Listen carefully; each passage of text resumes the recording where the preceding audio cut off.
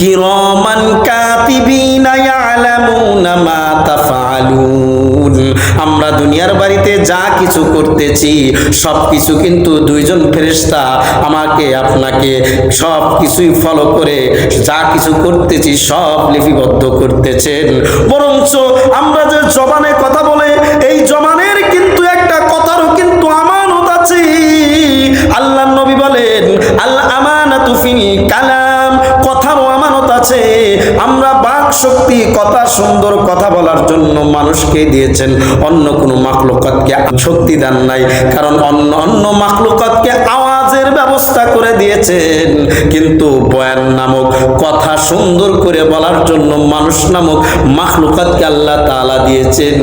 আর রহমান আল্লামাল কুরআন খলাকাল ইনসান আল্লামাহুল বায়ান।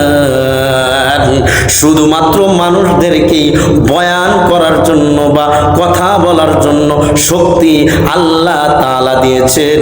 এই জন্য এই জবান দিয়ে আমরা যা কিছু বলবো সব কিছু হতে হবে আমানতের সাথে। কারণ আমরা কথা বলি এই জবানের জন্য আল্লাহ তাআলা আলাদা করে একজন লিপিবদ্ধ করার ফেরেশতা নিযুক্ত করিয়া রেখেছেন, ওইটার ডায়েরি হয় আলাদা। এই জন্য যে কথাই বলবো ওই কথাটা যাতে করে আমানতের সাথে কথা বলতে পারি। আল আমানাতু ফিল কালাম, কথারও আল্লাহ তাআলা আমানত রেখেছে।